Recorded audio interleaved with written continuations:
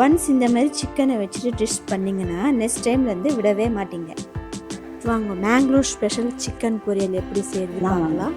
அதுக்கு தேவையான பொருட்கள் 3 ஸ்பூன் தனியா, ஒரு 20 காஞ்ச மிளகா, 10 பல் பூண்டு, ஒரு துண்டு இஞ்சி, பட்டை 2 துண்டு, கிராம்பு 4, கசகசா 1 ஸ்பூன், மிளகு 1 ஸ்பூன், ஜீரகம் 1 ஸ்பூன், சோம்பு 1 ஸ்பூன், வெந்தயம் 1/4 ஸ்பூன். இது மொத்தமாக எல்லாம் வறுத்து எடுத்துக்கணும். நெக்ஸ்ட்டு தேங்காய் 1/2 மூடி, வெங்காயம் பாதி, இதை தனியாக வறுத்து எடுத்துக்கணும். 1/2 கிலோ சிக்கன் வாஷ் பண்ணி வச்சுருக்கேன்.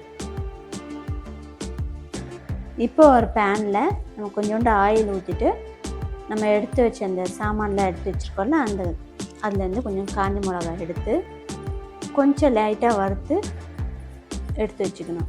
அப்போ தான் நல்லா வாசனையாக இருக்கும். ரொம்ப கருகிடுச்சுன்னா அந்த ஸ்மெல்லு ஒரு மாதிரி இருக்கும். வறுத்து எடுத்து வச்சிட்டோம். அடுத்தது வந்து நம்ம தனியா, மிளகு, ஜீரகம் இதெல்லாம் எடுத்து வச்சுருக்கோம்ல அதெல்லாம் மொத்தமாக அந்த பேனில் போட்டுட்டு இஞ்சி, பூண்டு எல்லாமே மொத்தமாக அந்த பேனில் போட்டு லைட்டாக ரோஸ்ட்டு.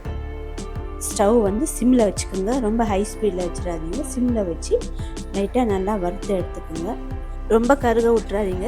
கருகிடுச்சுன்னா அந்த டேஸ்ட்டே மாறிடும். கலரும் சேஞ்ச் ஆகிடும், டேஸ்ட்டும் மாறிடும். கொஞ்சம் லைட்டாக நல்லா வறுத்து தனியாக எடுத்து வச்சுக்கோங்க.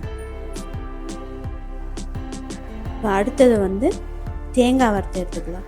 அதில் அந்த பேனில் கொஞ்சோண்டு ஆயில் ஊற்றிட்டு தேங்காய், பாதி வெங்காயம் எடுத்து அந்த தேங்காயில் போட்டு நல்லா வறுத்து எடுத்துக்கோங்க. ஈரப்பதெல்லாம் போயிடணும். நல்லா வறுத்து எடுத்துட்டு தனியாக எடுத்து வச்சுக்கோங்க.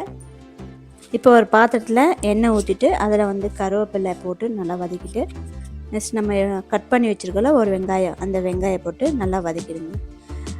கொஞ்சம் நல்லா வதங்கின அப்புறமா நம்ம எடுத்து வச்ச சிக்கன் எடுத்து போட்டுட்டு 1 நிமிஷம் நல்லா கிளறி விடுங்க.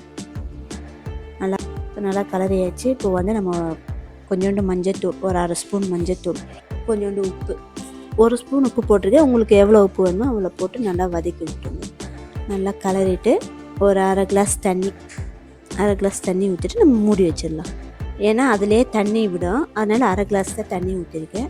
இப்போ நம்ம வறுத்து எடுத்து வச்சுருக்கோம்ல அந்த மசாலாலாம் மொத்தமாக எடுத்து ஒரு ஜாரில் போட்டு தண்ணி ஊற்றாமல் நல்லா பவுட்ரு பண்ணி எடுத்து வச்சுக்கலாம். எடுத்து ஒரு தட்டில் ட்ரான்ஸ்ஃபர் பண்ணிவிட்டு நெக்ஸ்ட்டு தேங்காய் வறுத்து வச்சுருக்கோம்ல அதை வந்து மிக்ஸி ஜாரில் போட்டு அதை வந்து சும்மா லைட்டாக ஒரு சுற்றுனா போதும். அது தனியாக எடுத்து வச்சுக்கலாம். இப்போ சிக்கன் நல்லா வெந்துடுச்சு. இப்போ நம்ம வறுத்து வச்சுருக்கோம் அந்த மசாலா போட்டுடலாம். போட்டு நல்லா கிளறி விடலாம். நல்லா கிளறி விட்டுட்டு அந்த பச்சை ஸ்மெல்லெல்லாம் போகணும். நல்லா வதக்கி விட்டுருங்க. வதக்கிட்டு கொஞ்ச நேரம் மூடி வச்சுருங்க. ஒரு 2 மினிட்ஸ் பச்சை ஸ்மெல்லாக போயிடுச்சு.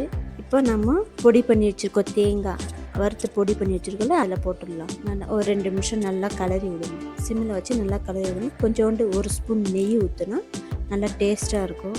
நெய் ஊற்றினா ரொம்ப சூப்பராக இருக்கும் சிக்கன். இந்த டிஷ்ஷு வந்து ரச சாதம், சாம்பார் சாதம் தொட்டு சாப்பிட்றதுக்கு ரொம்ப சுவையாக இருக்கும். ட்ரை பண்ணி பாருங்கள். இப்போ நல்லா கலரி ஆயிடுச்சு.